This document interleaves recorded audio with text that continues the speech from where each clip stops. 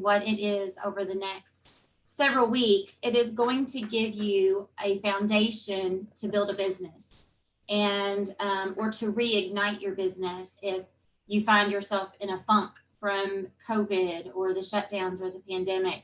Or it's always a great time to look at your business now. And if you're starting to business plan for 2021, this can be a jump off point for you to give you some ideas and things to think about as we move into the new year and things that you can be doing. So today's Ignite session is about, I was pulling up the exact thing, but it's Ignite Your Business. And what we're going to do is talk about your big why and how to achieve it. We're going to talk about committing to daily lead generation to grow your business, because as a realtor, your number one job is lead generation. Probably don't think that. You probably think that your number one job is to sell houses, but actually your number one job is to lead generate. And then finally, we're going to talk about being accountable to your why and to your life. Because it's easy to say that you have this why, but what's holding you accountable to it? What's making you get up every morning and do the things that you're supposed to do in your business? So I'm going to give you a few questions, and I don't know all of you, like I said, or I don't know, we didn't say, but I am 13 years in the business, but I have only been with Keller Williams since May. And so I don't know everybody at the office yet. So hopefully we have a good mix of current agents, maybe people who are looking to get into the business and in school right now. This is phenomenal that you are doing that, that you're doing this program and working along with us on that. And then also, hopefully we have some seasoned agents. And so again, don't hesitate to unmute yourself and ask a question at any time. But I do want you to think about some things as we start today. And so some of the first things, and these are going to be for people who are in the business and have had a few deals or have started production. Or some of these are anyway. So the first question is, have you achieved your financial goals through your career? Why or why not? So again, just think about these answers, or you can write them down if you're taking notes. Have you achieved your financial goals through your career so far? If yes, why? If no, why not? Why don't you think you have? 2, what is the one thing that makes one real estate agent more successful than others?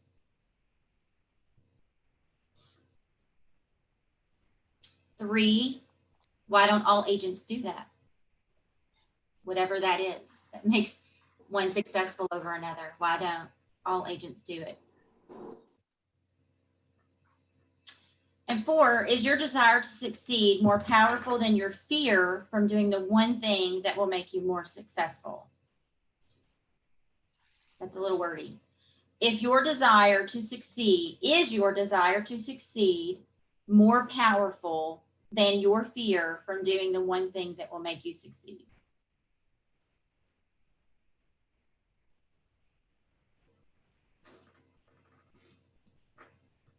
Okay, I want us to talk about these, but I don't necessarily want to make you talk about your financial goals right now. So we kind of skip over that one, but hopefully you have in your mind, whether or not you think that you've achieved financial goals. And if not, maybe you've given yourself some ideas or reasons why. This one I would like for you to answer out loud. What is the one thing that makes one real estate agent more successful than others? Anybody have any ideas? Follow up. Follow up, yes. My team hears me say all the time, all the money is in the follow up. And it's true. All the money's in the follow up. So it's lead generation. That's the big difference, and that's follow up. But lead gen is the one thing that makes agents more successful than others. Why don't all agents do it? Why doesn't everybody want to lead generate? Is it hard? Commitment to do it. Do what? It is a commitment. You must do it. Yeah, it's a commitment. It's discipline. Yes. It's being disciplined, and a lot of people who work for themselves lack the discipline that people who have to get up and go to a 9 to 5 job work sometimes. Not everybody, but really successful agents are very disciplined, and so that's definitely true about that. And It then also requires it also requires for you to be confident in being able to do that. yes, yes, a lot of people don't want to do it because they're afraid of hearing no. They're afraid of, am I going to say the right thing? Am I going to sound stupid? What is this person going to think of me if I make a call and I don't sound the way that I want to sound, or I say something, that I didn't mean to say? People fear rejection, even though we don't know these people often. Some of the people that we lead generate with, we don't even know. And we're worried about what they're going to think of us. And there's a book out there, and it's called Go for the No. And it's talking about lead generating to make those calls, get no, no, no. It's counting your no's to get to the yes. And so that's a great book for people who may have that fear of lead generation.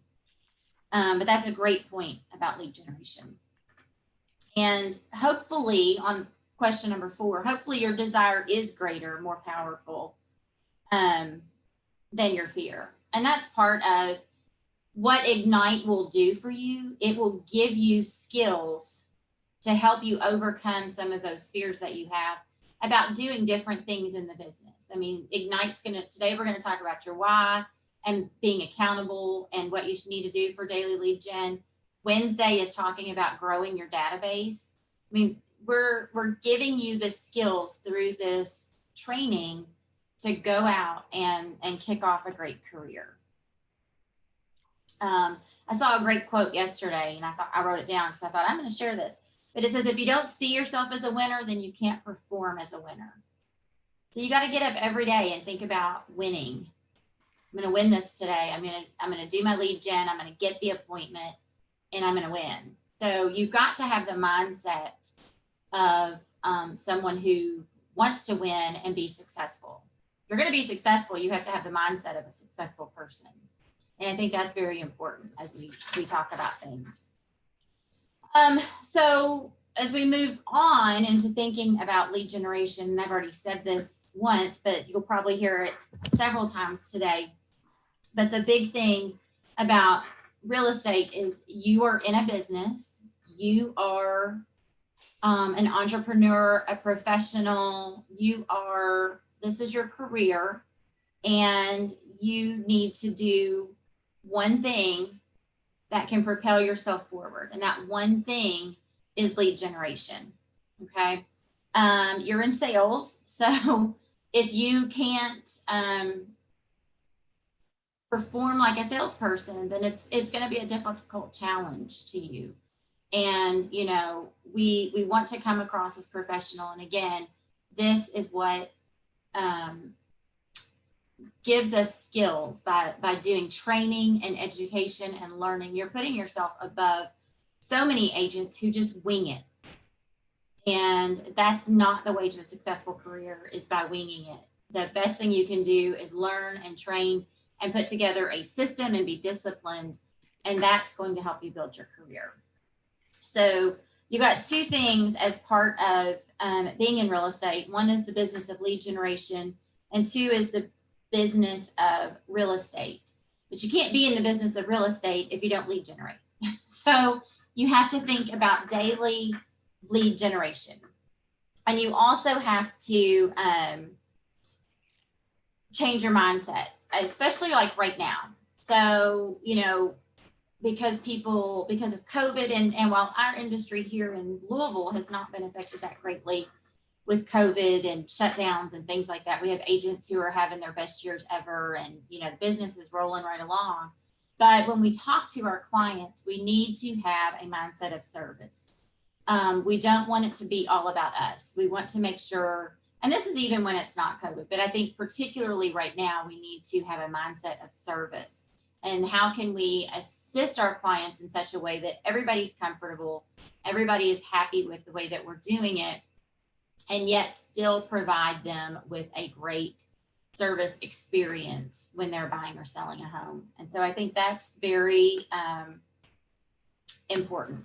And the other thing, and we're going to talk about schedules and things like that as we move in to more information as well. There are can't think of the word I'm looking for.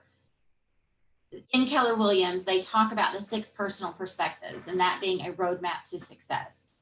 And so they talk about several things: mindset, attitudes, and approach to life. And your 6 personal perspectives come out of those different things. The first one is step 1 of that, those 6 personal perspectives, is to commit to self-mastery. And self-mastery is the possession of great skills, knowledge, and habits that make you the master of you. So when you commit to achieving self-mastery, you should, number 1, know your goals. Okay. You should have your goals up in front of you every day.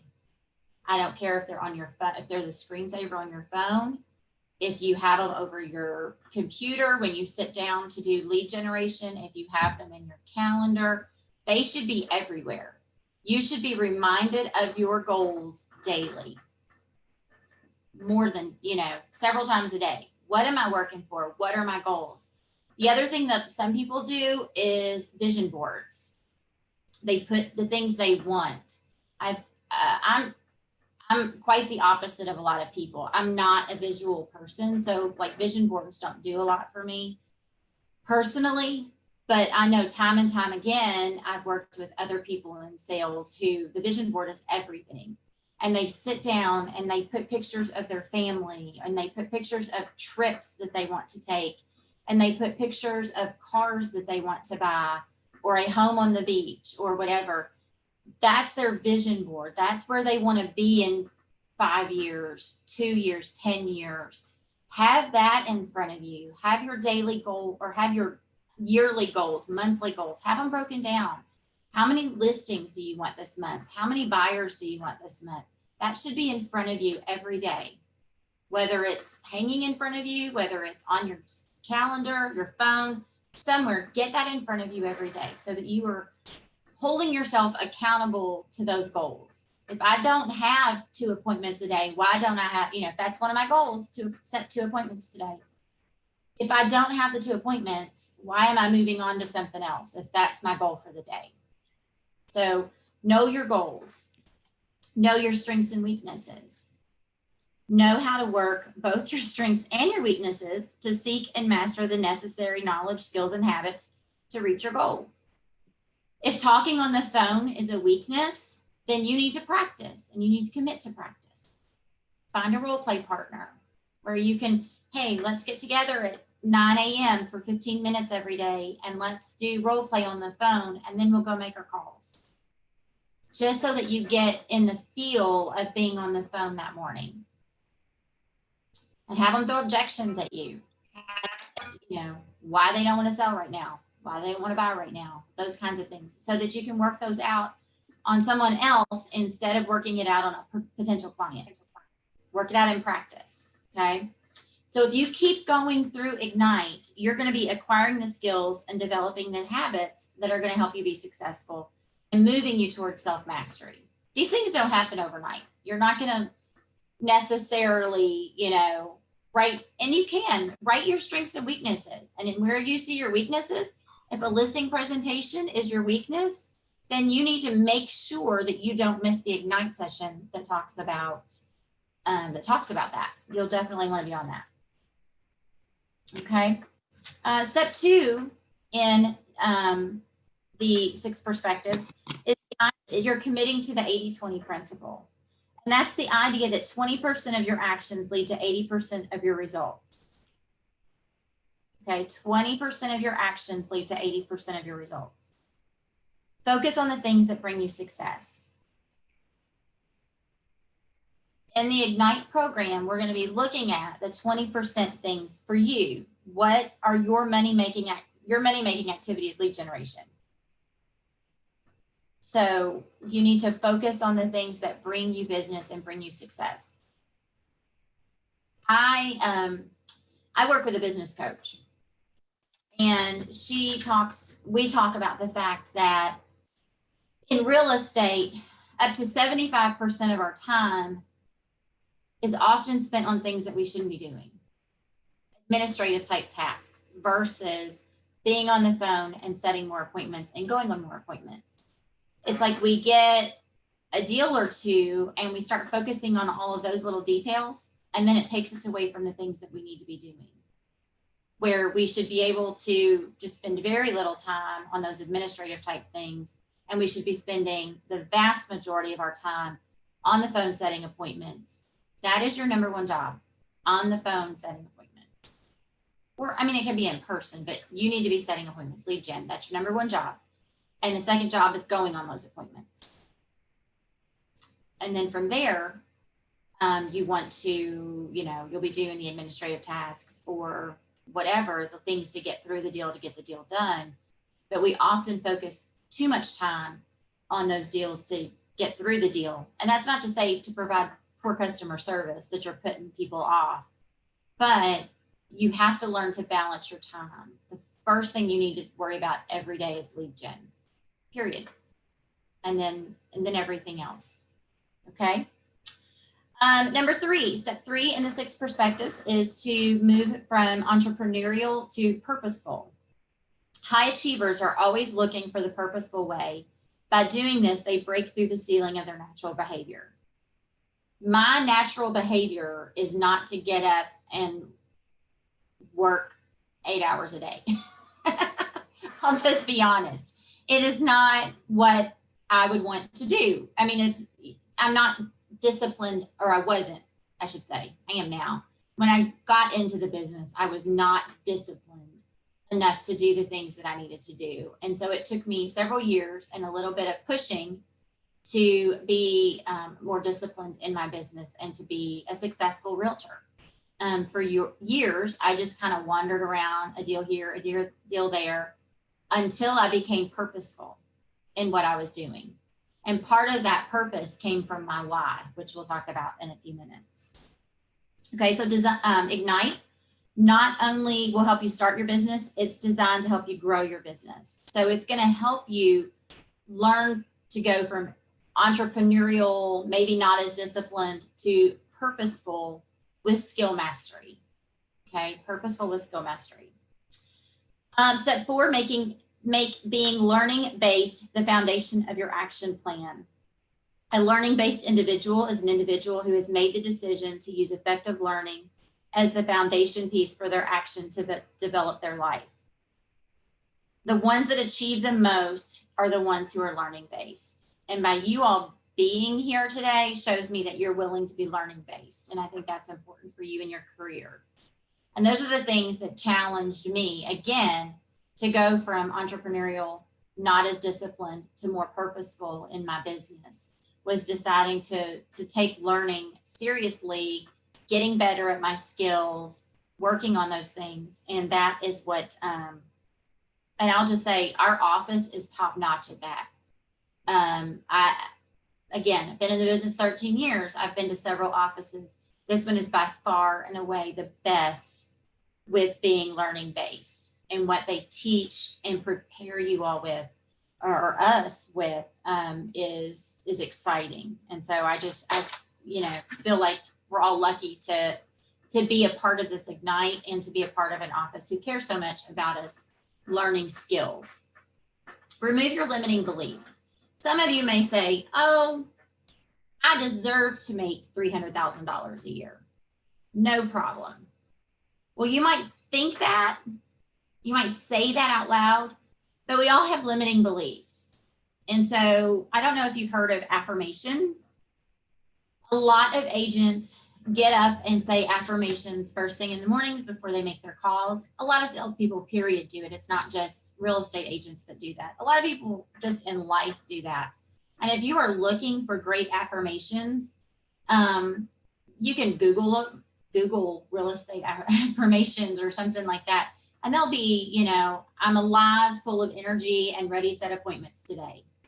Something like that. That's an affirmation. You know, I'm deserving of all the appointments I make today, or I'm going to make 10 appointments today and deserve them all, or something like that, you know, affirmations. The one, you know, about I see myself as a winner, I perform as a winner, something like that. Those are all great things to help us remove those limiting beliefs from us. You know, sometimes we think, you know, say you get a listing appointment for $1 million house. Well, I've never sold $1 million house. So am I qualified to do that? And you start making yourself nervous. Maybe I'm not worthy of $1 million listing yet, kind of thing. And you've got to work through those. And again, being in Ignite will give you the skills to make you more confident as you go to do those types of things. High achievers remove the things, the beliefs from their thinking that hold them back. Okay. I'm going to tell you, when I got into this business 13 years ago, I was an introvert. I'm still kind of an introvert, just honest. My husband, who loves me dearly, told me, I don't know that you can do this because you can't talk to people. I'm not sure how you're going to sell a house. He was just being honest. Of course, that kind of pushed me a little bit. Of course, it took years for it to push me and motivate me, because I had those limiting beliefs. I thought, I don't like to talk to people. I'm afraid of people. But at some point, the fear of not succeeding overcame my limiting beliefs and my feelings and anxieties of being successful.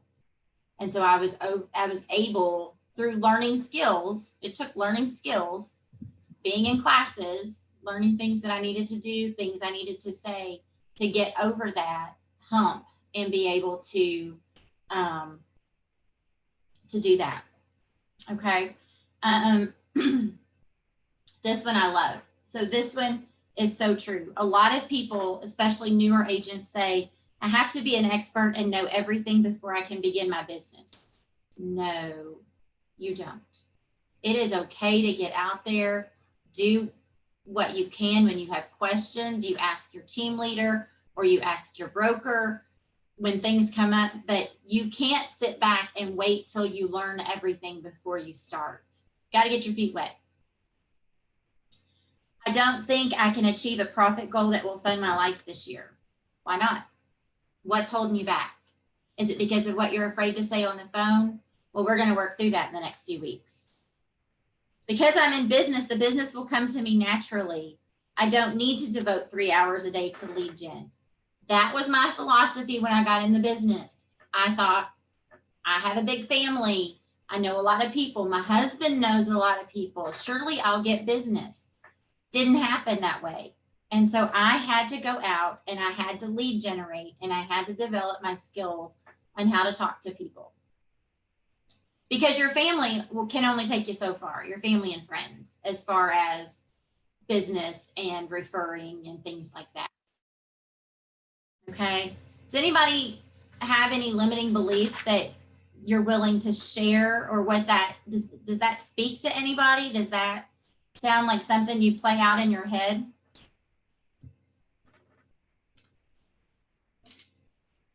Quiet bunch today. Okay. So we'll just move on. There will be other times for you to input. Be accountable. That's the sixth personal perspective, is being accountable. Accountability is first and foremost an attitude and an approach to your entire life. And an accountable person says, everything in my life is a result of my choices and actions. I own my life. Accountability is also a tool for continually changing the results in your life in those areas that matter to you most. A person who is accountable in their 20% says, I own my life, and in certain areas, I want to continually improve my results. I will be purposeful and I will be learning based to continue improving. Accountability is a way to track if you're moving in the right direction. What other businesses are successful but don't know their numbers? You know, if I'm running a company not a real estate business, but I'm going out and I'm running a company. They know their numbers because they're purposeful, professional businesses. They know their numbers. You go to successful restaurants, they know their numbers. You know, you go to other just business, any kind of business, you know, that you work at, whatever, they know their numbers. Or if they're successful, they know their numbers, because that's the way you track what's working for you and do more of that and less of other things. Tracking is immensely important to you in your business. You have to know your numbers. Again, my team who's on here today they hear this all the time, but I always say what you track gets better. Because if I'm not tracking my numbers, if I'm not looking at what I'm doing well, if I'm just making calls and I don't know how many people I called, I don't know how many appointments I set, I don't know how many appointments I've been on, I have no idea what my conversion rate looks like. I have no idea how many people I need to talk to a week to get 5 appointments. So I've got to keep track of those numbers. It's very important. And we're going to talk about that again in a little bit. Okay, so what we're doing is we are starting this journey towards sparking your business, igniting your business, attaining your dreams, your goals. So you're not, there are several ways to be, and I'm sorry, I get busy talking and I don't even change the PowerPoint. After all of that, here's the 6 personal perspectives we just went through. I'm so sorry. Amy would laugh at me. Self-mastery, the 80-20 principle, entrepreneurial to purposeful, learning-based, no limiting beliefs, and being accountable. So I apologize for not switching that over. Goodness, I'll do better. So getting the most from Ignite. We want you to really participate. And again, the more that you can be available to the Ignite sessions, the better off you're going to be. You are going to learn more skills, develop more things, and they've got a great lineup of teachers. The teachers are phenomenal, top producing agents in many instances, and others that are going to present to you this week. So what we're going to talk more about today, we're not talking about that. We're going to talk about why, your big why. Okay, so this is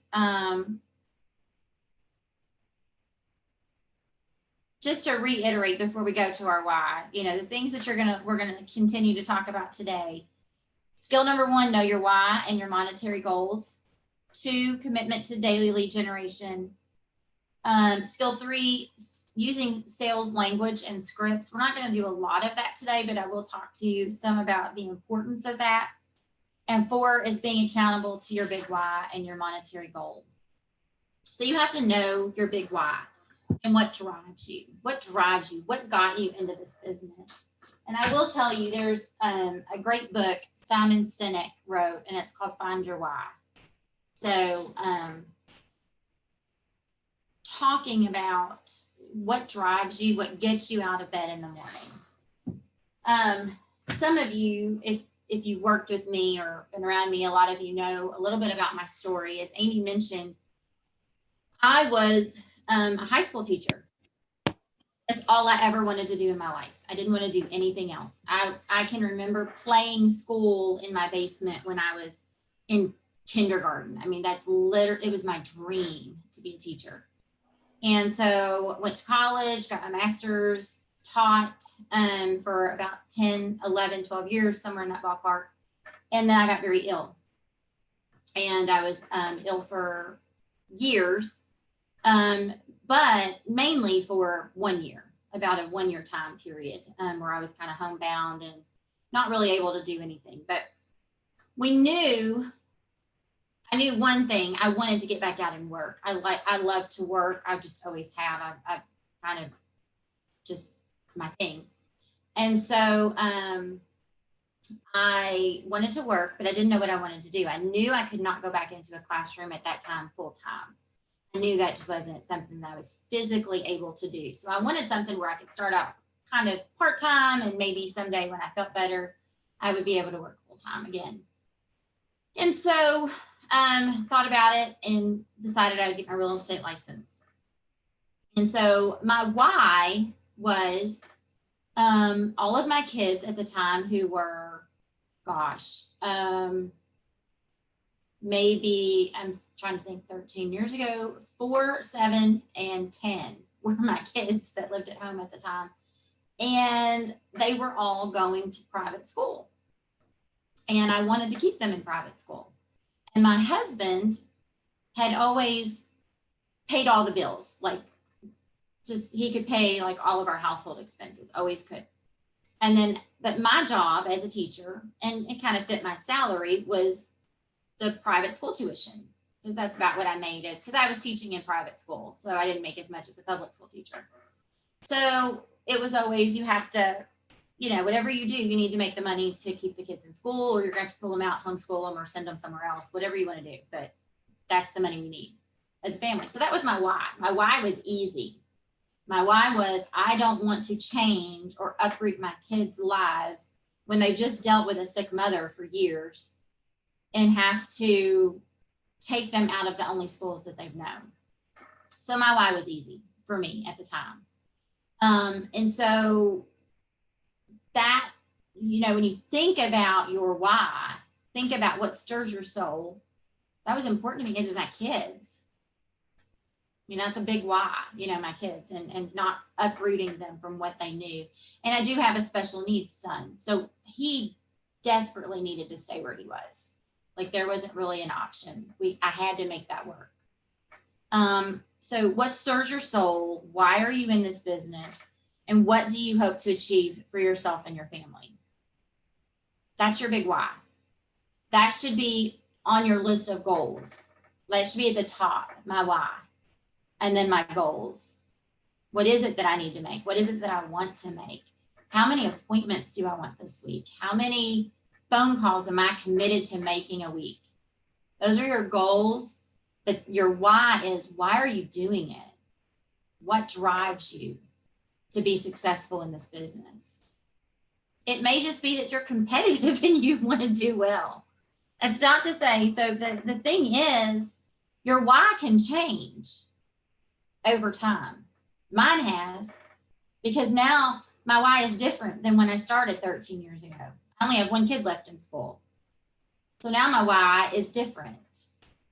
My why has gone from keeping my kids in private school to keeping my kids in school, making sure they can pay for college, making sure we get to have family experiences that we wouldn't get to have if I didn't have this other job, being able to help other agents build a business, and using my teaching that I miss so much from the classroom. It's not that I want to go back to a classroom, because I don't. I absolutely love what I do, but those are my whys now. My whys have changed over time, and yours will too. As you achieve goals, things change, and that's fine. Your why didn't have to be your why forever, but you need to know what your why is today. What drives you? What's getting you out of the bed to do what you do? Okay. To achieve success, you do need motivation. You need inspiration. So you need to have that in front of you. If it's that vision board I talked about, and I keep pointing out here because there's a wall like in front of the computer, what would my vision board look like? Would it be the car I want? Would it be a house on the beach? Would it be, a charity that I care about and I want to donate money to? There are so many reasons you could be in this business, and they don't have to be for necessarily your financial gain, although they can be. Maybe your why is, I'm a single mom and I need to pay my bills, and I want to help my kids when they're older. Those kinds of things. There's so much that could be your why, but and it's very personal to you, but you need to know what it is. And so if you've never thought about it, we're going to think about it today. Top agents, successful agents, can articulate their big why. Okay, big why keeps them going when they're tired, bored, or disappointed. Absolutely true. By October, I'm tired sometimes. It's been a crazy summer. It's been a busy fall, and I'm just tired. And I just think, whatever, but my why still gets me out of bed every day. Okay, it's the spark that ignites your way every day. So again, what might your whys be? To have financial success, to build your own business, to achieve a bigger life. And that wasn't necessarily my big why, but it has been that's what it's turned into, is to give my family a bigger life through my business. We've been able to do things and be debt free in doing them because of the money that I've been able to make through real estate. And that's why, and that's part of my other why, and that's why I have a team, and I want to help other people do the same thing, and why I teach different things about real estate. Because I know that I did it, and I was an introvert who couldn't talk to people and was told that this might not be the business for me. And I turned it around because of my why and my desire and my competitiveness and my passion for what I do. And now my family has a bigger life, if you want to call it that, because of this business. And we're so grateful for it. So grateful.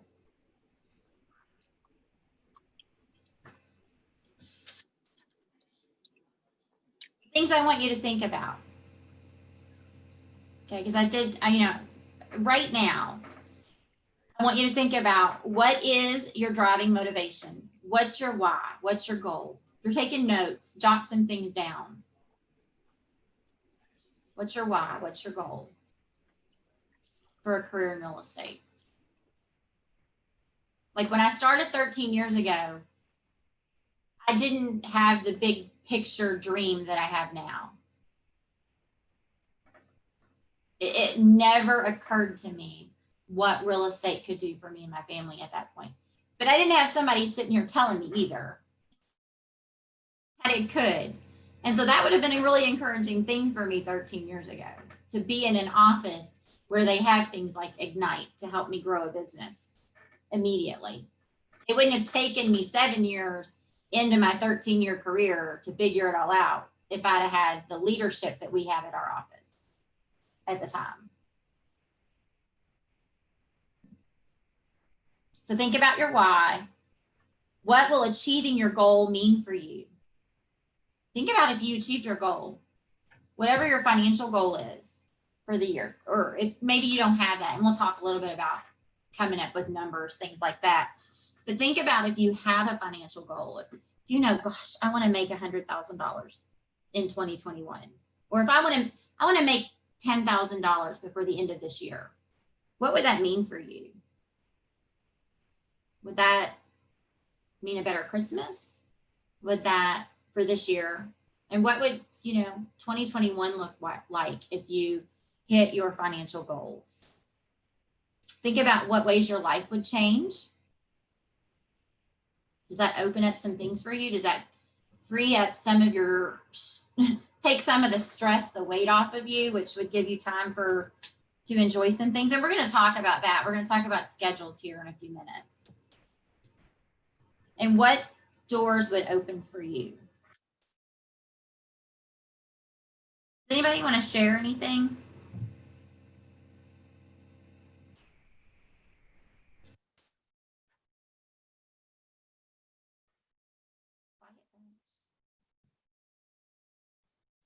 Then I want you to think about one more thing here. Okay. You have an assignment. I mean, I'm not going to see it, but if you're not writing a big why right now, that needs to be done at some point today. I want you to think about it at some point today and write out your why somewhere where you can see it, because you need to see it and keep it with you. I have in the past put it over my sun visor, attached to the mirror. So when I pull down the mirror, I see it. I put things up there that I want to stick with me. been different things over the years, but sometimes it's my goals and my why. So now that we're thinking about our why, I also want you to think of what could get in the way of achieving your why. Could it be those limiting beliefs? Could it be those, oh, I don't feel skillful enough? You've got to work on those things. Take those out. If you are dealing with limiting beliefs, you need to make sure you are saying affirmations each day.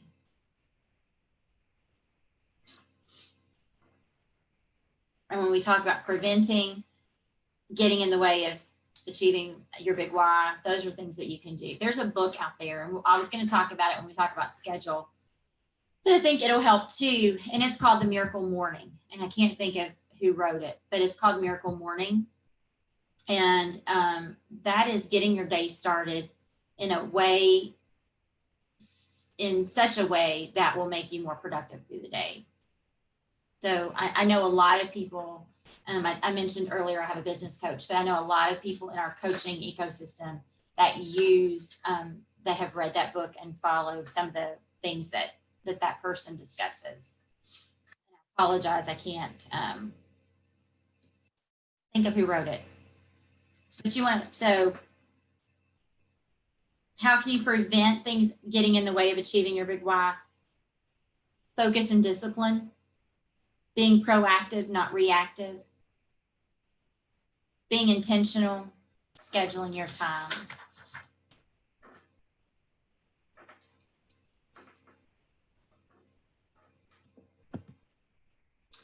Your monetary goal.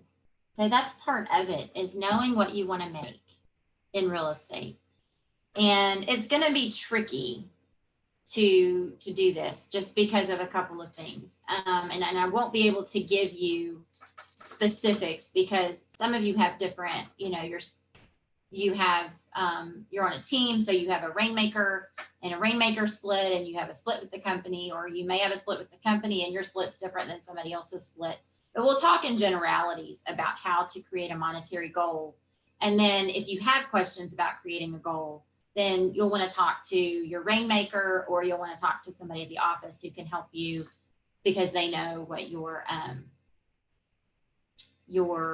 splits are. And so we won't talk as specifically about that, but I will say this. So the first thing you have to have is a goal of how much money you would like to make. And often in real estate, things are talked about in terms of gross commission. You'll hear gross commission, you'll hear net commission. So gross commission is the amount of money that you bring in to the office when you bring in a check. It's made out to Keller Williams Louisville East. As a realtor in the state of Kentucky, all commissions have to go through the office. And so it's made out to them, and that's the gross commission. And so if I sell a $200,000 house, 3%, the gross commission is going to be $6,000. I'm really terrible at math also, so you'll have to pardon me on that. Think about numbers. So you're looking at $6,000 is the gross. And so a lot of times what we talk about is, when people say, how much money have you made this year as a realtor? You are often talking about your gross commission. And then you can say, then I net, and that's the amount that you bring home after your splits and your office fees. And so let's see. No, it doesn't talk about that. I thought it might say something specific. Your things that you have to look at is your cap. That's the amount that you pay into Keller Williams. Your royalty, which is being part of Keller Williams. So those things are applied to that as well. So again, what I would encourage you to do is we'll look at this. $100,000. Say I want to make $100,000. Again, I don't know your caps, your splits, things like that. So I can't tell you specifically what it looks like, but just to give you an example. So if your goal is to have an income of $100,000, what you need to do, and I do this for people on my team, is we work backwards to say, how many transactions do I need to have to make that? And so if you look at a net or a GCI goal of $100,000, you're looking at a market center. If this person, this imaginary agent, has a market center cap of $23,000 because they have the $20,000 cap that they pay into Keller Williams. And then they have a $3,000 royalty of being part of Keller Williams. That's the international fund or whatever, Keller Williams International. So that's 23,000. So you're really wanting to make 123,000 so that you can pay the 23,000 and still have the 100. If the average commission were 6,000, which is pretty high because not all of ours are, then you would want about 21 transactions to make that much money. So you kind of work backwards to get to, you want to be able to find out, I need to do this many deals to make this much money. And again, if you are on a team, have your rainmaker. If they haven't done that with you, do that. And if not, and you need help doing that with somebody in the office, contact Laura Webb. I'm sure she can help you with that and know your numbers. So that's part of it. You have to know your numbers. So if I have 21 transactions and I need 21 transactions to make my monetary goal, then what I need to know from there is how many people do I need to talk to have a transaction. And those numbers are very specific based on your skills. I don't need to talk to as many people as newer agents often need to talk to on average, just because I've been in the business a long time. I know what to say to people. I've got my scripts down. I've got all that down. And so my conversion rate is probably a little higher than newer agents. So say 1 out of every 40 people that you talk to will buy a house. Just say that, because some people have that type of ratio. So that means you need to talk to 840 people. But if your rate is that you talk to 100 people to get a deal, then you're going to have to talk to 2,100 people to get 21 deals. So that's why you have to track and know your numbers so that it's not a guessing game. I can get on the phone. I can make 10 calls. I should get if my conversion rate's 1 out of 10, then I should be able to get on the phone, make 10 calls and convert an appointment. Doesn't mean they're going to buy or sell, but that's important. Okay, so again, your monetary goal, if you need help with that, contact me or somebody else at the office, and we'll put you in touch with whoever can help you come up with not your monetary goal. You know what you need. What do you need to make? What is it, or you should know what you should have a figure of, I need to make this much money, or I want to make this much money. And so from there, either myself or someone in the office can help you determine how many transactions you need to do. And from there, you need to be tracking how many contacts it takes you to get to a transaction. And that way you'll know how long or how many people you need to talk to make your monetary goal. How many houses do you need to list? How many buyers do you need to have? All of those things can be attained from knowing your monetary goal and what your conversion rate is with leads. So we're going to talk a little bit about lead generation. Gary Keller says it takes 66 days to form a habit. And I've always heard it's somewhere between 31, 66, whatever. So just hang in there. It's difficult to form a new habit. But what the habit that we are talking about right now is lead generation, which, if you recall from the beginning of the call today, is the number one thing about your job is lead generation. So we need to get in the habit of doing your job Okay, so for every day you don't lead generate, 90 days later, you can expect no money, and you don't want this to happen. So he kind of puts it, that's Gary Keller, and he kind of talks about it for every, on average, it takes 90 days to get someone to the closing table. Sometimes longer if it's an online lead, but you're looking at, 45 to 90 days out from a paycheck is what I always tell my team. If you meet somebody today, you go under contract today, that's fantastic, but you're still probably 45 days out from a paycheck, or, at least 30. And so it's, you have to think about that, that, what you're doing today is not next week's pay, but it's your pay in 45 to 90 days. And so it's very important that's why you have to do it continually. Because what we're talking about now is basically the business you're doing right now is going to be your Christmas time type money. That's when the money might come in, is around Christmas time, maybe even later, 2021 already. So let's see. If you ran a factory, you know how long it takes to make something. Say I'm making a pen, okay? We would know how long, a factory would know exactly what they're doing making a pen. Ford knows what it's doing, how long it takes to make a car, okay? They know 2 hours for step 1, 2 hours for step 2, 2 hours for step 3, 2 hours for step 4. That's 8 hours. And if somebody skips step 1, at the end of the day, you don't have a pen, or you don't have a car, or whatever it is that they're making. You can't skip steps, is basically what we're saying. Real estate is no different. Step 1 is lead generation.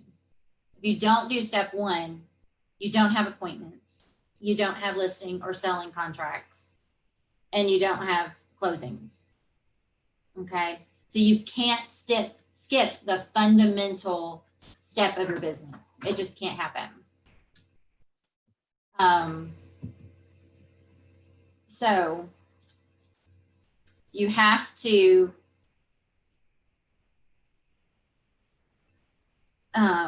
lead generate so that you can get paid, make your goals, fund your big whys.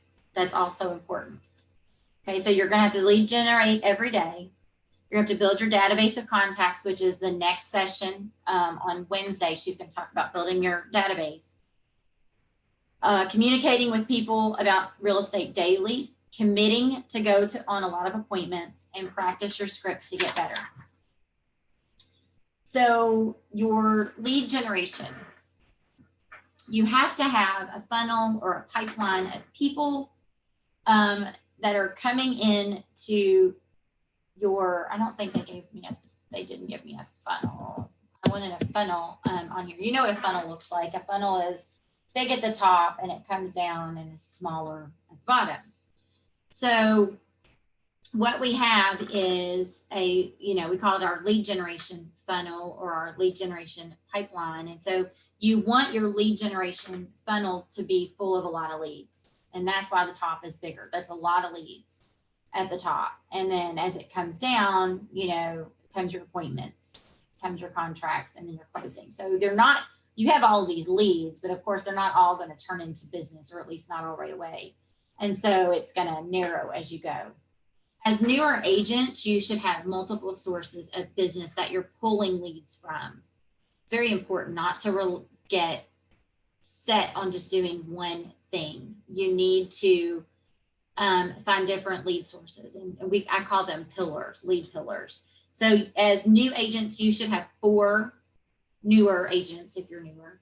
And as you are in the business longer, you should expand to more. And so what you might say, well, what are 4 sources of lead pillars? Where can I get business? Can anybody give me ideas on where you might get business? Networking groups like BNI. Wonderful. Yes, BNI groups, other networking groups, opportunities like that. Fantastic way to get business.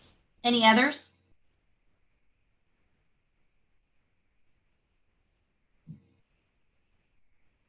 How about open houses? Open houses, great way to get business. And they also make the sellers happy generally. But yeah, open houses, you can be getting online leads, different ways of running online leads. A lot of people use things like Zillow, realtor.com, Command. Did you know you could be running Facebook ads through Command? Talk to Amy if you have questions about doing that. That's a great way to bring in potential leads. Past clients, sphere of influence, people that you know. Are you calling those people that you know and asking for referrals? That's a great one. Okay, so daily, here's your 10-4. This is what a lead generation habit should look like. Your daily lead gen schedule. Okay, and that is adding 10 new contacts to your database. 10 new contacts to your database. So I often get the question, what database, or I hear people talk about this, what database should I use, is best? What database is best? The one that is best is the one that you are using. So many agents have databases and they never open them up. So you have a database with Keller Williams in Command, and that is a phenomenal place for you to start. Put your people in there. If you're on a team and they're using a different database, put your people in there. You need to be logging into whatever database you're using every day. And you need to add 10 people to it. Then you need to talk to 10 people, do your follow-up. Now, if you get a new lead, whether it's maybe you're running a Facebook ad, whatever, if you get a new lead, you need to talk to that lead immediately. That's called speed to lead. So if you're getting online leads from somewhere, typically they are signing up on 8 to 10 sites at the same time. So they don't remember you particularly. But what they will know is that you are the one doing the follow-up. And you have to do consistent follow-up. Contacting them once on the day that they signed up and they don't answer you and you leave a voicemail won't cut it. You've got to continually calling them, calling and texting. I saw a statistic yesterday, 90% of people respond to a text in 5 minutes. Not everybody. And they may just text you and say, I'm not interested. And that's fine. And then you wait a few weeks and you try them again. Because they might not be interested today, but they were browsing online at homes, whether it's on Facebook and they click the ad registration or something else. And so you want to add 10 contacts. You want to speak with 10 people. Write 10 notes. This is awesome. So there are several things you can do with the notes.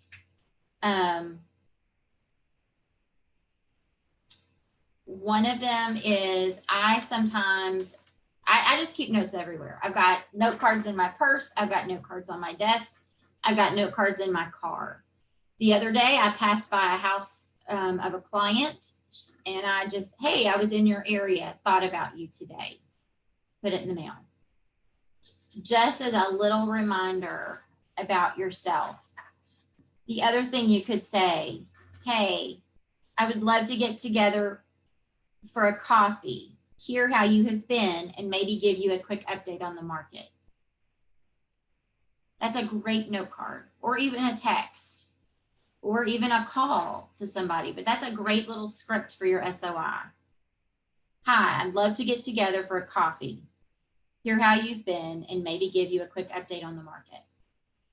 Do you know anybody that you could say that to? I feel like that's a phenomenal way to get in front of somebody.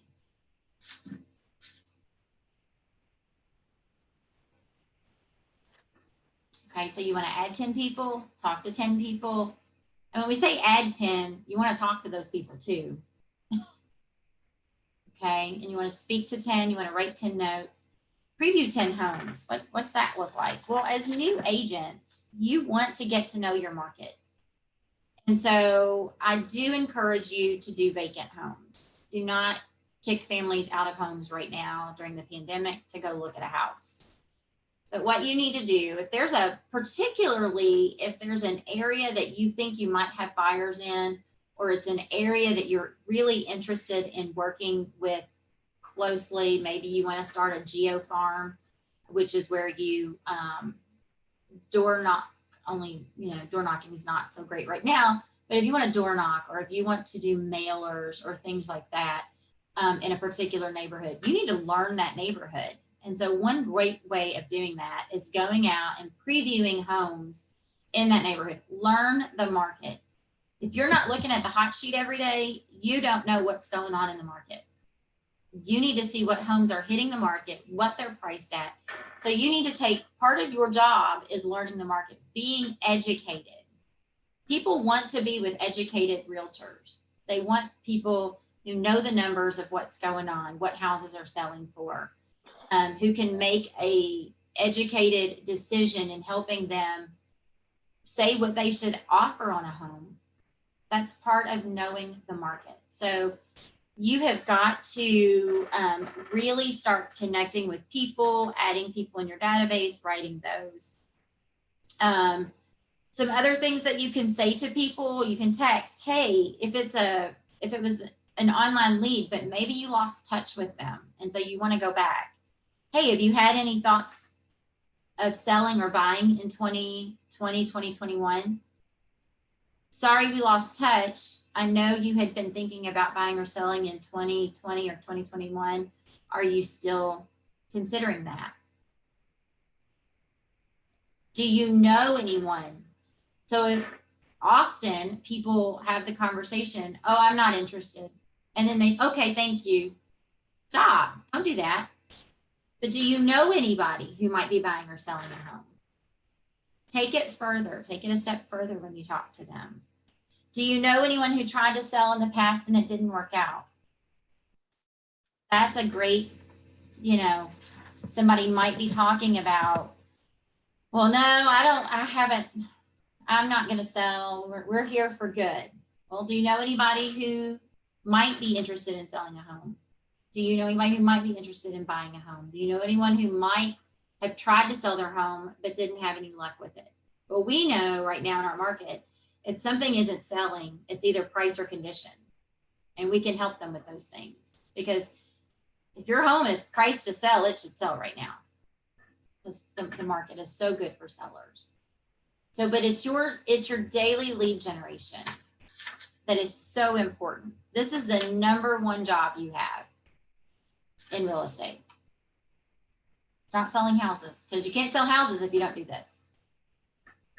Okay, so you have to commit to daily lead generation, and it's all in the numbers. Real estate is a numbers game. The more leads you have, the more opportunities you're going to have. So you need to be on board with getting as many leads as you can, calling as many leads as you can, as frequently as you can, and working up a follow-up plan. Like I said, don't just call them once, have them say, I'm not interested, and then walk away. Call them again. If they're on the do not call list, do not call. Please do not call people on the do not call list. There are stiff financial penalties for you doing that, and I would hate to see that happen. So, as much as I want people to make calls, I don't want them to call people who have been on that list. So make sure that you don't do that. Then the other thing that you need to do is you need to track who you're calling, what the result of that call is, how many appointments that you've gotten, those kinds of things. You have to track your business. Track what you track gets better. So important. We cannot help you reach your financial goal if we don't have your numbers. We need to know how many people you have to talk to get to a transaction. And then we have that transaction number that you want, and that tells us how many people you have to talk to and how many leads you need to generate.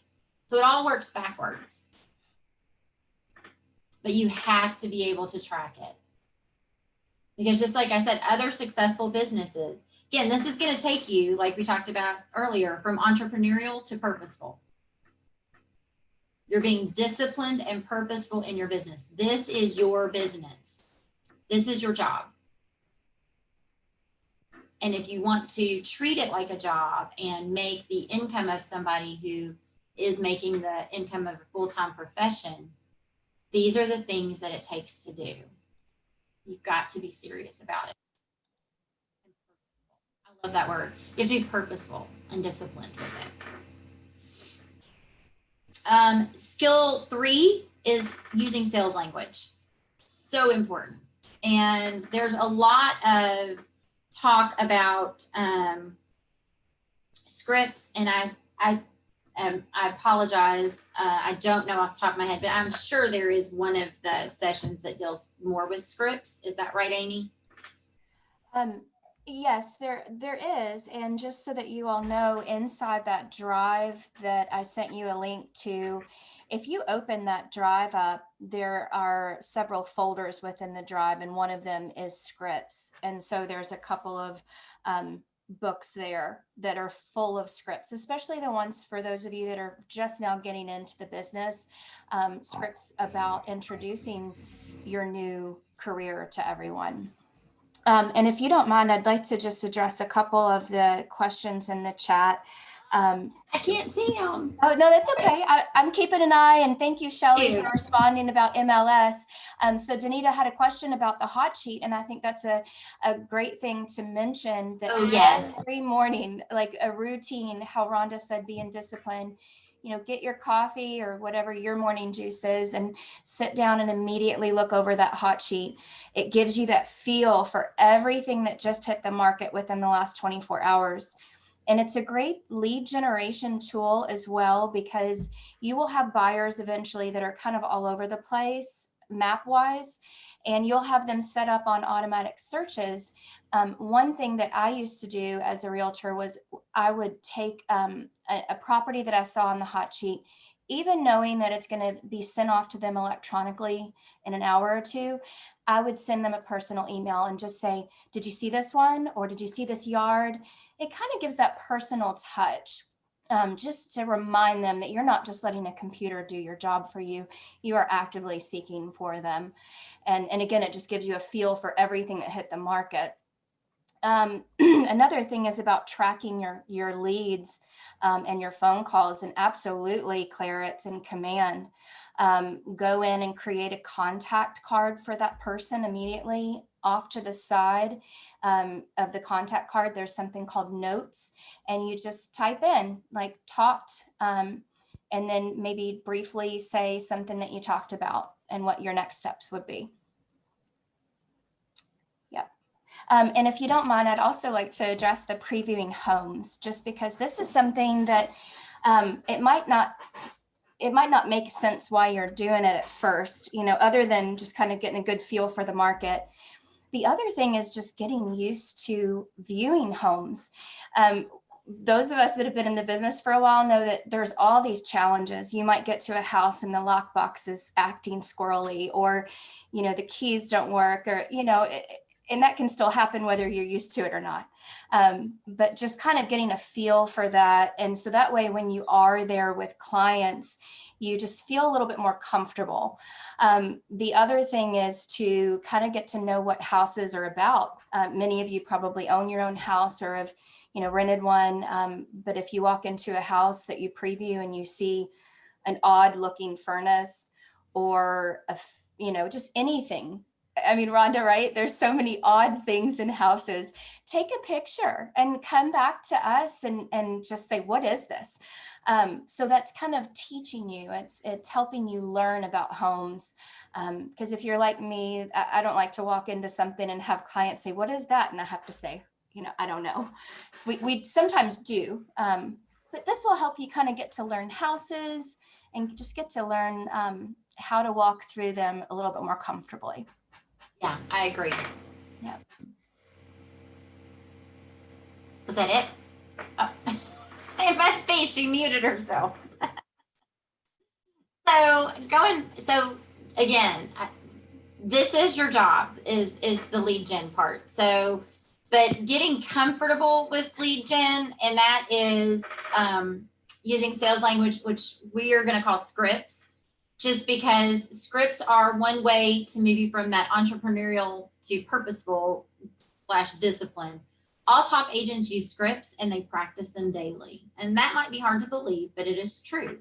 And so many of the scripts that we use are, they are written with the customer in mind, and they have been studied to see, are these scripts helpful? Do these scripts work? That type of thing. And so, make sure that you're using scripts that fit what you're looking for and that you start to feel comfortable with and make them your own. But it is important to know these scripts have been studied. We know as realtors and people who provide the scripts what works to get people to move the needle, whether it's buying or selling. So when we talk about, again, entrepreneurial versus purposeful, entrepreneurial people often just chat up whoever happens to cross your path. If real estate comes up, that's great. If it doesn't, well, that's okay. Maybe I'll hear from them one day. That's also sometimes when the family member or friend that you've had for a long time forgets that you're in the business because you haven't been purposeful about what you say to them. So purposeful people, disciplined people, know exactly who you want to talk to. They block time to schedule to communicate with people and are prepared to have great conversations that lead to you providing value in exchange for them helping you grow your business. So you want to make sure that you are being purposeful. So we're going to talk about scripts a little bit, the purpose of scripts. A great script is 100% customer oriented and benefits the customer throughout the entire conversation. Okay, they are, communication isn't about what you think you're saying, it's about what they hear. And again, scripts are written for the customer. So scripts allow you to have a rehearsed response that delivers a powerful message in a way that they will best understand, or ask a powerful question to them in a way that they will be able to quickly share the information you need to better serve them. So they help us get to the point of what we're talking about. And so we're not just talking and talking and talking, and they don't really get what we were asking or looking for. So we want to make sure that we are practicing them. Okay. So when you get scripts, like I said, the best thing that you can do is to get a role play partner. And one of those, just say, hey, can we talk for 15 minutes at 9, from 9 to 9:10? Let's run through some scripts and then I'm going to make my calls. That's going to, number one, that's going to get you in the flow of talking in the morning about real estate. And it's going to get you motivated, say, hey, I can do this today. I know what I'm talking about. I've got the scripts down. So you need to have scripts that you're working on. Okay, scripts give us the confidence to do our job well. They allow us to stay focused and present in the moment, and they provide consistency in what we say and do. You won't get off the phone and say, I don't remember what I was saying to her, because you know what you said to her. It's your script. It's what you've practiced. Does anybody think they have limiting beliefs around scripts or difficulties with scripts? What do you feel like? I personally wanted to throw out there that, like, when I got the list of the scripts, I couldn't find anything on there that I thought sounded like me, sounded like someone that I could call someone I already knew and they would believe that I wasn't just trying to sell them something, right? So me personally, I went on YouTube and just put in, scripts for your spear. Mm-hmm. And then I just listened to a ton of different people. And then I just finally, pieced together a couple things from those people that sounded more like me. And if anybody else haven't done that yet, and you're looking at those scripts and they don't sound like you, I would advise trying something like that, because it really worked for me. At least gave me a feeling of something that I could say to someone that I felt natural with, and not something that I felt like that they felt weird about when I called them, if I already knew them. Yeah, and I agree with that. You do need to find something and make it your own, to make it feel like you said. Because if you're calling your sphere of influence, they're people that you know and they know how you speak. And so you don't want to come across as too salesy, but you do want to come across as knowing what to say, how to say it. So if you're using the gist of the script, but making it a little bit more your own, that's exactly what you want to do. That's perfect. So you want to know, you like another affirmation thing to think about, before you start making your calls in the morning or whenever you make them, because of scripts, I sell more houses and earn more income. And it's true. People who use scripts sell more houses and earn more income because they sound professional. They have a goal and a purpose on the phone. You're not just chit-chatting. Do you know who makes more phone calls? Somebody who's just chit-chatting or somebody who is purposeful? Who gets more calls in during the day? People using the scripts, because they're direct and to the point. They're not just chit-chatting about everything. So you're gonna make sure that you are able to stay on task and stay focused. And just like any new skill that you learn, practice makes perfect. You have to practice the scripts. Practice them in your car, practice them in front of a mirror, however you are more comfortable doing it, practicing them on the phone or on Zoom with another agent that you're working with. Those are things that you want to do. You want to practice your scripts. Do not let your practice be on your clients or your potential clients. Practice them beforehand. And I will tell you, people who do that, do it for, successful agents, do that forever. You want to memorize them. So you're going to read, repeat. I mean, you don't want, I'm not going to say don't ever have a script in front of you. There's this great thing on Amazon too. So I will tell you this, as long as you're not doing your calls on Zoom, you can do this. But it's a paper, it's a holder basically. And I know a lot of agents who have put their scripts in sleeves and they just turn the pages, not while they're talking, but if it's a script for your SOI or your sphere of influence or a script for an online lead or whatever, they have all of those in this binder like thing, but it actually stands up so that you can read it better than having to flip through pages. But have them in front of you in some way or another. The best thing to do is memorize them, but until you have them memorized, have them with you in front of you so that you are able to look at those. And the more that you do it, the more you're going to get comfortable with it. And just like he said, the more you're going to be able to make it your own. Because you want people that know you to not be like, am I talking to a robot? Like, why is she talking this way?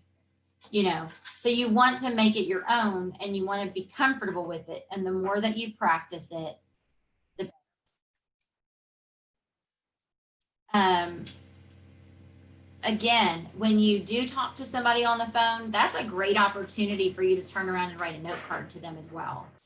Or send them a thank you text. Thank you for your time today on the phone. Something like that. There's another great, any of the people that you call, thank them for their time. Thank you for taking the time to chat with me today. It was great to catch up with you and let you know what I've been up to with my business. I'm thrilled to be with Keller Williams if you're new to the office, and I'm available to you at any time to be an asset and a resource to you, your family, and your friends. Please call me whenever a question or a need comes up. I'll stay in touch. I appreciate you, and I wish you all the best. That's something like that is phenomenal to say to people that you talk to, especially if it's your sphere of influence. And always put your business card in there. As well in those. But yeah, asking them, hey, do you want to meet for coffee so we can talk about the market? Or do you want to set up a time to have a call? I'd love to talk to you about the market if it's somebody who maybe doesn't want to get out and go get coffee right now because of COVID. So we have to, again, have that customer service mindset. How can we best serve them? Is there anything they need? If you work with older clients, or if you have people in your sphere of influence that are older, is there anything that they need? Can you help them in some way? Be of service to them. I think that's an important mindset. So next, or not next, but we are going to talk a little bit. So you want to make your calls, your daily 10-4s. You want to be accountable. Okay. And so this one I think is so important because you want to find somebody to hold you accountable. Have an accountability partner who knows your goals, who's going to hold you accountable to your goals. I know a lot of agents that tell their kids their goals. And the reason they tell their kids their goals, their kids hold them accountable as much as anybody else. Mom, why didn't you make your calls today? I know agents that do that. So who can you tell that will hold you accountable in some way? Do you celebrate your successes? Be accountable to your goals and your why. And when you hit things, reward yourself in some way. When you hit your goals, give yourself a little reward. I know agents who have rewarded themselves because they stayed on track for the week, made all their goals, or not made their goals, but made all their calls, things like that. So they'll go out to a nice dinner on Friday, or they'll go get ice cream with their kid because that's what they wanted to do. That was their celebration.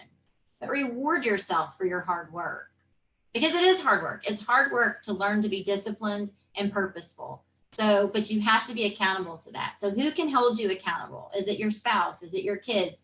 Is it another agent? Can you have an accountability partner? Maybe whoever that role play partner is that you find becomes an accountability partner as well. And so you work with them to hold each other accountable. Tell each other your goals. Tell them your struggles. I don't like talking on the phone.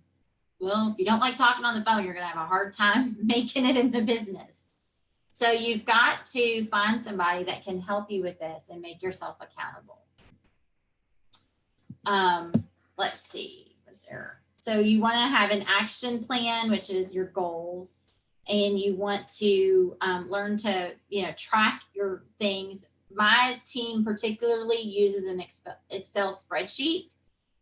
How much they've called, how many calls they make, how many people they actually talk to that day, how many appointments were set, how many appointments gone on, how many listings or contracts written, things like that. Keep track of those things. Again, we can't help you in the market center make your goals if we don't know your numbers. You have to know your numbers. And so you also need to develop an action plan. To be accountable, you're going to have an action plan. What's your plan? Is your plan to make 20 calls a day? Is your plan to make, or actually to not make 20 calls a day, but to actually talk to 20 people a day? It might take you 50 calls to talk to 20 people. What is your personal plan going to look like? You want to make a list of things that you want to do. You want to prioritize that list. These are the important things. These are your 20% items. We went, in the beginning, talked about your 80-20. What are those 20% of things do you need to do to accomplish your goals and to make you more purposeful in your business? Hey, Rhonda, if I could just take this time to remind you all that in Command, if you go to the applet off to the left that says Reports, within there, you not only can see all of your numbers. So as you have deals going, you see your potential income and then your probable income as you take them through the phases toward closing. You can also set your goals there. And as Rhonda mentioned in the beginning, when you're looking at your goals and how much you want to make, what matters is, your average price range, your conversion rate. And when you start with the end in mind of how much you want to make, and then you figure in those, those variables, then it tells you exactly how many phone calls you need to make each day. So use Command to help you, because then on the dashboard, it will also be there as that visual reminder every day of where you are in hitting your goals. And if you need help with that, let me know. Thank you. Thank you. And I did tell them at the beginning that I'm newer to KW, so I'm still learning command too, but loving what I'm learning with it. So those are all things, but the important thing is that you have somewhere to track and measure so that you know where you are with your goal and what else you need to be doing with your goal. Absolutely. So again, I just wanted to, track and measure, be accountable, find someone to hold you accountable. If you need an accountability partner, find one. I think that's so important, particularly when you are trying to become more disciplined. And that's not to say that me, 13 years in the business, I don't have to be accountable to somebody. I am held accountable. Like I said, I have a business coach. So it's my business coach that holds me accountable to the things that I'm supposed to be doing. So you never outgrow those things. And my coach has a coach. So you never outgrow the need to be accountable and to be disciplined in the business if you're going to continue to grow it and continue to be successful. So the other thing that you have to do or part of this is living by a calendar. And I tell my team this every week. You need to sit down on Sunday. You need to plan your week out on Sunday. And the thing that you need to put first is your family time, because we don't, that should be first, most important thing in our lives, our family time. So put everything in for the week that you're going to do with your family, to mark that out. That's on your schedule. The other thing I tell people, if it's not on your schedule, it doesn't exist. And that's why you need to have a planned out calendar every week. Have it on your calendar.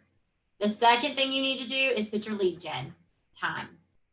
And you need to time block. So one thing that we do or encourage is highlighting with different colors, like your family could be pink. Your money-making activities should show up in green. So your lead gen should be marked out in green.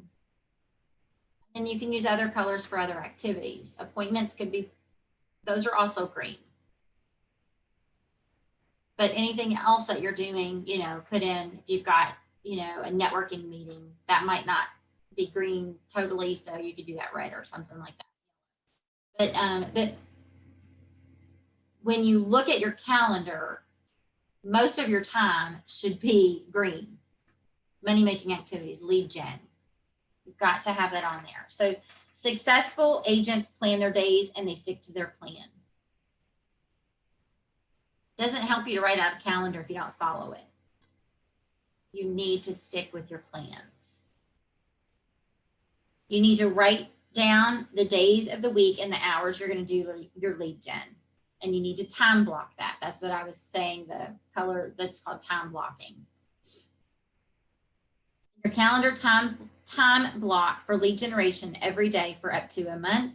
We do ours a week at a time, but if you want to do it for a month, I have no issue with that. And you also want to make sure you time block for any home previewing that you're going to do. If you're going to go out and, like we mentioned, looking at vacant homes so that you learn about homes and learn about the market, make sure you do that. If you erase it, you have to replace it. Meaning if for some reason you take lead gen off your calendar for today, you better put it back in somewhere else. You cannot make money in this business if you're not doing lead gen every day. What I tell agents all the time is they live on this roller coaster. Oh, I got money coming in.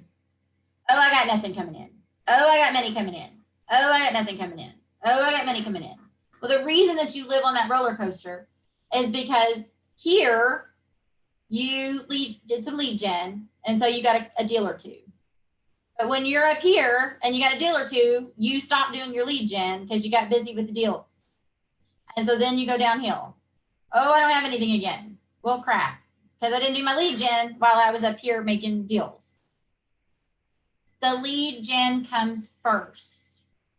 Worry about your admin type stuff later. You cannot take lead gen off your schedule unless you put it in somewhere else. As a new agent, that is your primary job. And if you're looking at it as a full-time job, what are you spending your 8 hours a day on? If you're a new agent, you don't have much to do besides lead gen if you don't have deals going and you're not out on appointment. So it is imperative that you keep that lead gen. Now, real estate commission based, there's always a little bit of a roller coaster. You're always going to have more closings some months than other months. But you want to get, instead of the deep dives of, oh my gosh, I got nothing. Oh, I'm okay. Oh, I got nothing because I didn't do lead gen. You want to see that start to smooth out a little bit where there's more consistency in your business. And consistent lead gen will do that. Top agents do not let anything change their lead gen. They do it over everything. They don't let other appointments take that time. Oh, can you show me this house at 10 o'clock this morning? How about 11? Because I'm doing my lead gen at 10. I mean, you don't tell them that, but in your mind, you need to make sure nobody steps in on that lead gen time. You work around it. And I know in this market it's hard because you've got to show a house or it's going to be sold. And that's okay. So if for some reason you have to take that 10 o'clock appointment, then you better find time to fit the lead gen in later in the day. And what happens is we often just throw it out the window and don't do it that day. You cannot do that if you want to build a disciplined, consistent business. You have got to stay on that lead gen time. It's so important. It's everything. It's your business. Lead gen is your business. Being purposeful and disciplined is your business. And so if it takes 5 hours of lead gen one day, then it takes 5 hours. It's funny. I have a different coach than when I got a coach in the beginning, because she moved on to do different things.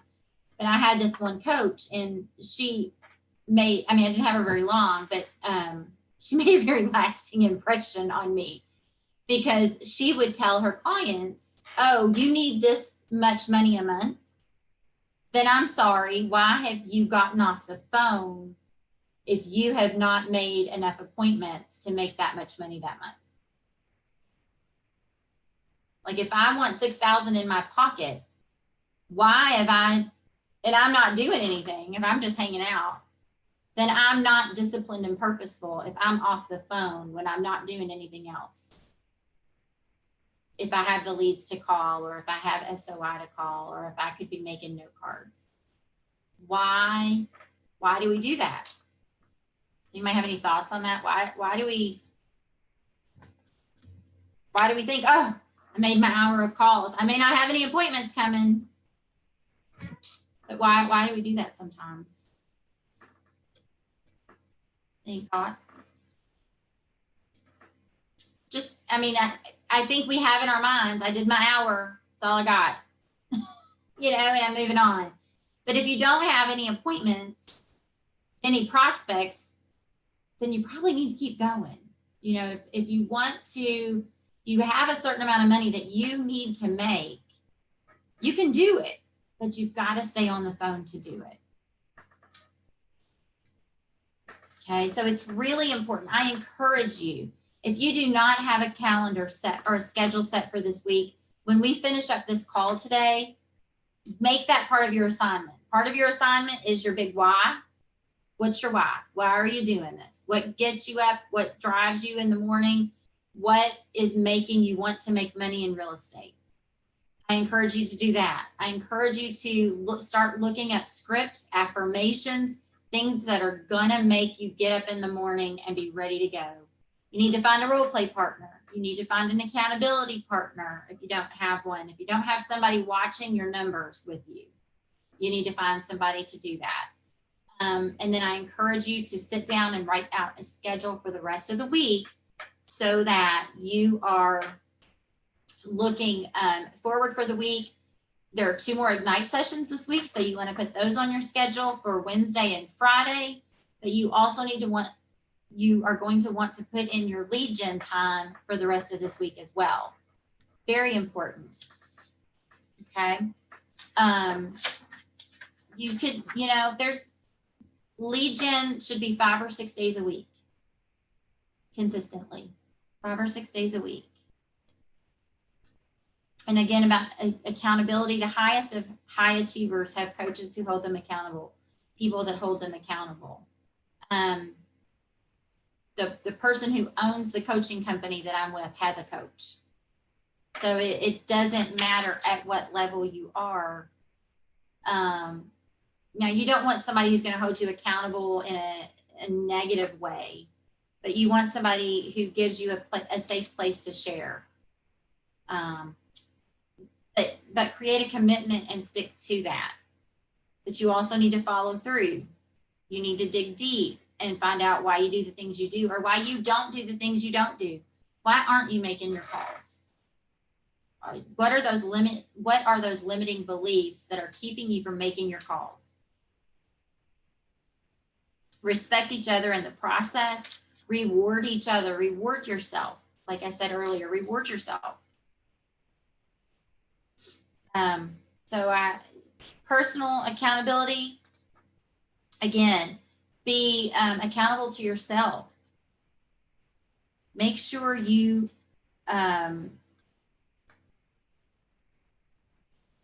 look at and accept the blame if things go wrong, and that you're willing to make corrections. You're willing to learn from your mistakes and improve.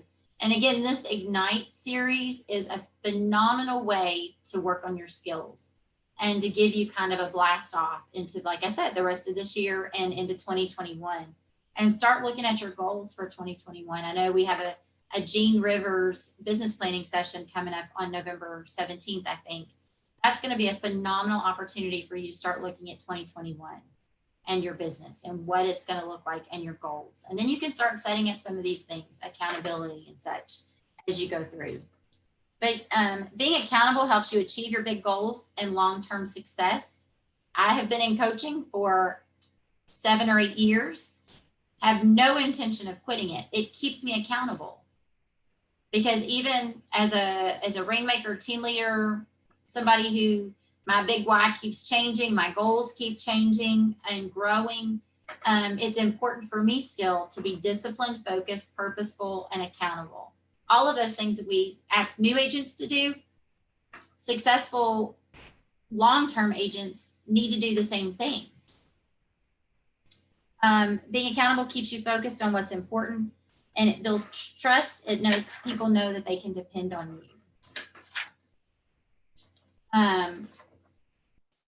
So I think, this kind of brings us to the end of this session. Does anybody have questions, comments, things to add? Rhonda, I have a question. Yes. Just being a new agent, I had wondered if anyone on the call had a consistent lead gen schedule that they stick to that's been successful for them, like the times that they call or what they're doing. I'd love to hear it.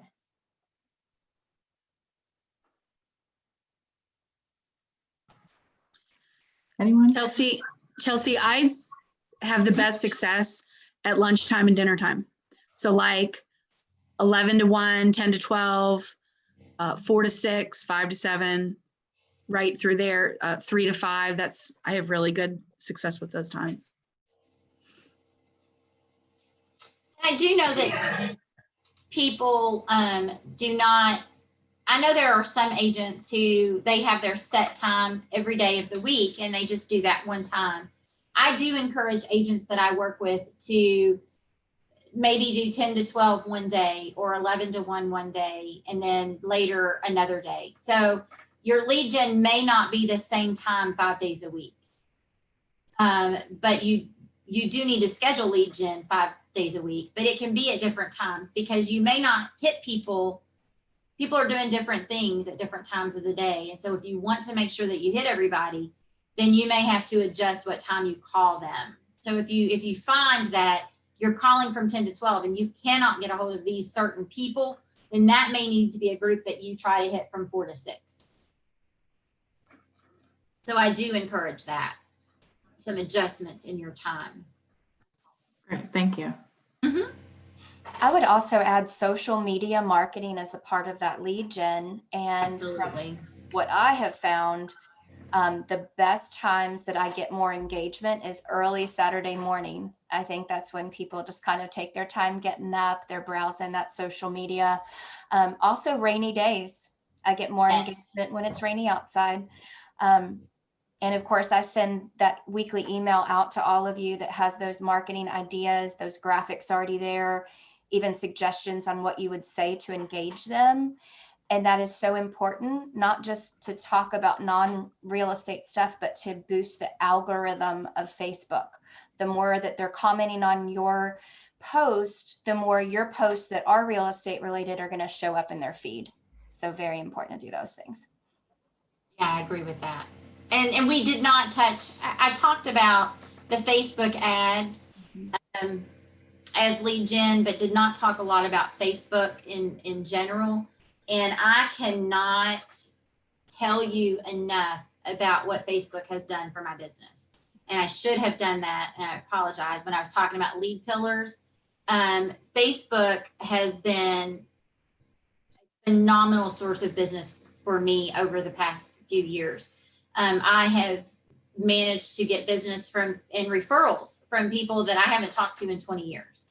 As a matter of fact, listing a house today, because they got a contingent offer accepted over the weekend on something, and I sold them a house a year ago. But before that, I had not talked to them personally in probably 15 years or so, but have kept up with them and their family on Facebook. And so you can't, if you're looking at Facebook, and there's somebody can teach a whole class on Facebook, but one thing that you have to do on Facebook is you have to be relational. It cannot all be real estate. They will tune you out.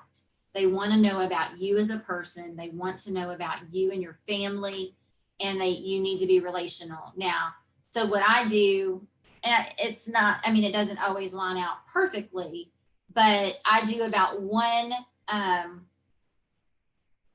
Facebook post about real estate on my personal page for every 3 that I do personally, is about the ratio that I do. The other thing, that you can't just make it all about you either. You have to be relational on their posts. You have to like and comment and be involved in their lives, and let them see that for them to know it's not all about business. So you can't just Facebook post about real estate, Facebook post about real estate, Facebook. They will tune you out because they just think you're just trying to sell them on something. So you have to be relational about your life and your family, and things like that. Also, I will say, and I was not a big user of this until just a few weeks ago, I really started kicking it up, and that's the use of Facebook stories. And I'm amazed at the people who are looking at my Facebook stories. It's people I had no idea were actually paying attention to the things that I put on Facebook. But when I see who's looking at my stories, it always makes me giggle a little bit, because I'm like, oh, wow, they're paying attention, because I didn't think they were. And so Facebook stories are also a phenomenal tool. And really, I have just picked up, while I've been using Facebook for years and years to get business and be relational with people, it's not just till the past, I don't know, couple of months, if that I've really been intentional about Facebook stories and what it has brought to my business. Do you know the trick to it? Many times people just don't really understand the difference between a post and a story, but those stories go away after Yes. 24 hours. So it taps into that psychological FOMO, like the fear of missing. Yeah, I have to see it before it's gone. Yep, exactly. So really, the idea of social, and there are a lot of people out there, oh, I don't like social media, they're following everything I do. Da, da, da. Well, they are anyway. I'm sorry. So just get used to it. Google knows where I was 6 years ago on this day, because it pops up sometimes on my thing and tells me that. So, there is that, but I can't, that's where people are, and people are looking you up. When you contact them, they're looking for you, whether it's on Google or social media. They're looking to see what you post, what you do. And let me just make another little note about that. if you want to alienate half of your potential, post about political things. Our country is split down the middle, 50-50. And so if you are posting hateful political things on either side, you are alienating half of your potential clients. Not saying you can't have opinions, whatever, you can, but just keep that in mind, because when you are talking to a lead, they might be looking you up on Facebook. So that's just a little side note to all of that. That's just something I have learned through my coaching is, to be careful about alienating. You don't want to alienate people. Some people, there are realtors out there who don't care. And if you're one of those, that's fine. I'm just telling you about the potential, to think about your business long-term is to be cautious about those things. But I think that's all I had, Amy. Do you have anything else?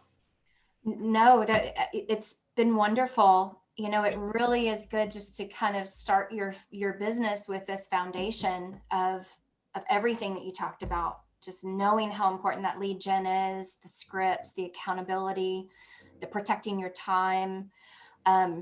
This will carry through all of the sessions that you go through and all of your years in real estate.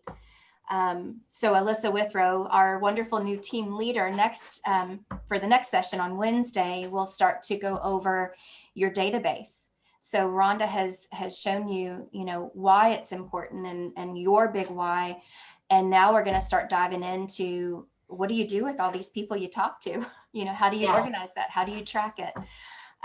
So yes, thank you very much, Rhonda. We appreciate your time and your wisdom and your contribution today. You all have my contact info. Please reach out to me if you'd like to have a sounding board, if you'd like to know more about the resources, if you have any questions at all. And I'm going to trim this video up and it will be up and on our YouTube channel within about an hour or two, in case you need to go back and reference anything. Thank you so much. All right, everyone have a wonderful day. Be safe out there. You all too. Thanks. Bye-bye.